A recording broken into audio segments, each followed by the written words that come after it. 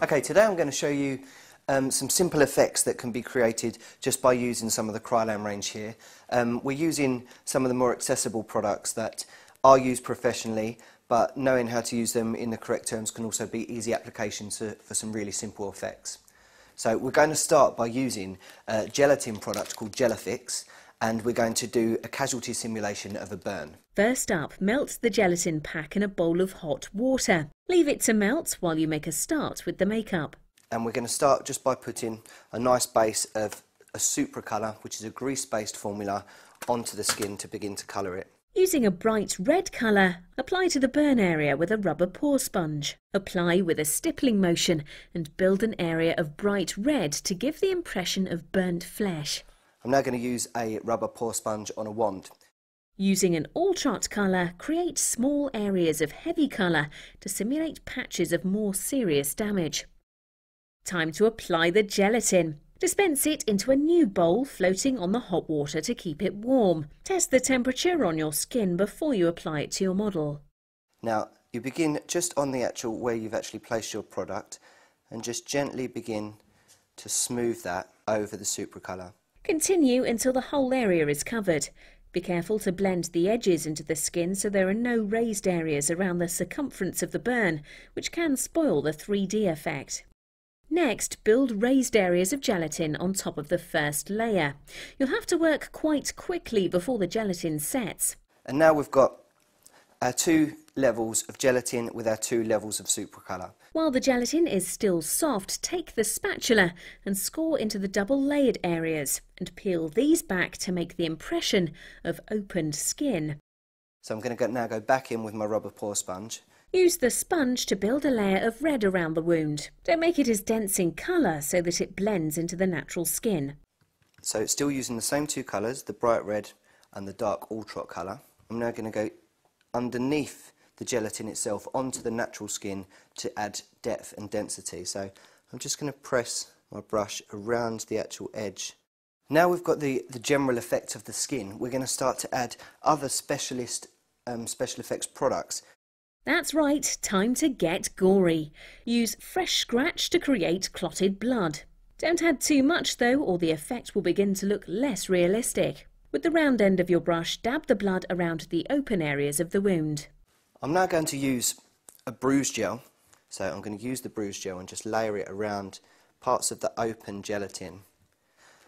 Now the parts of the gelatin that we pulled back with the spatula and we've now left exposed for the natural skin underneath, we're going to now coat them so that they look quite red and quite sore. To do this, take your red colour and mix it with a clear gel to add shine and texture. Apply this to the open areas on the arm and beneath the edges of the gelatin.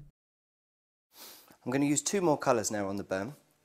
I'm going to use a black and a white grease paint. Add the white to create areas of highlight around the burns. Applying it to the edges of the turned up skin and blending it in with your finger. Once you've highlighted all the raised areas, use black grease paint to create a charred look. Using a coarse stippling sponge, dot black across the burn area to give extra texture to the wound, simulating burnt skin. Using 2plast, pick out areas where you want to add blisters. Then finally, using a liquid blood, drip this onto the burn and let it run naturally. Again, remember not to use too much. And then we have the completed simulation of a burn. Hannah's going to demonstrate for us using grease paint how you can create really realistic bruising just by using a small wheel of colour. So as before, just warming the grease paint on the back of the hand helps to really soften the grease so that you can apply it to the skin a lot more easily. When applying bruise makeup, you have to think about the point of impact to get the best realistic effect. The colours that you see Hannah using here are the very surrounding edges of a bruise, where the skin is beginning to return to its natural form, or it's waiting for the deeper, darker colours to progress from the impact. And these are quite yellowy tones. If you don't have brushes at home, you can use just your fingertips to put warmth into the product in the very similar motion to how Hannah's using the brush, just by pressing and releasing on the skin. Hannah's now using the deeper all-trot colour that we used earlier on the burns, and this part of the application is going to start showing more contrast in the colouring of the bruising. As we discussed before, the all-trot colour helps to give that dried blood effect, so it's where the bruise would have had the blood underneath the surface of the skin. So applying this colour in the corner of the eye and bringing down in a motion of the natural shapes and contours of the eye helps to highlight certain areas that would be affected by impact on that area.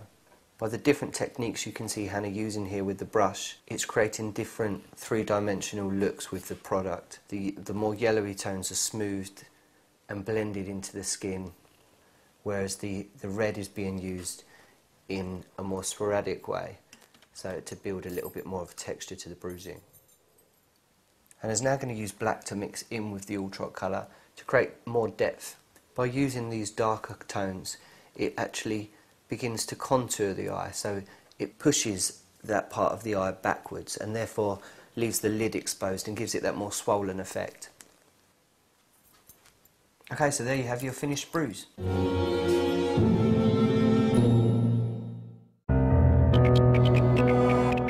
Hannah's going to be showing us how you can create a burst blister, which can be quite versatile. You could use this on the face or anywhere else on the body really.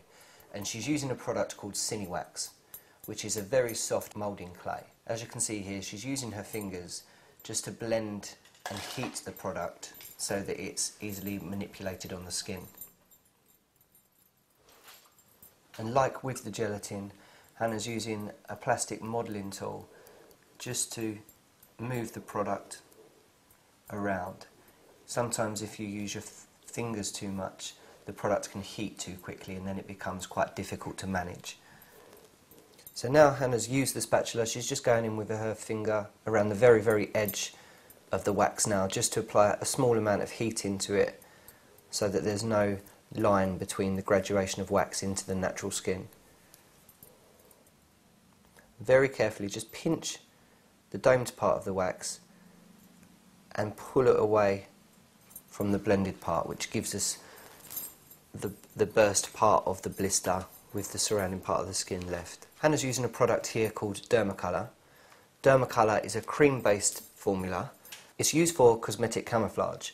In this case, we're using it to create a nice red skin tone for the sore skin that would have been left from underneath the blister bursting.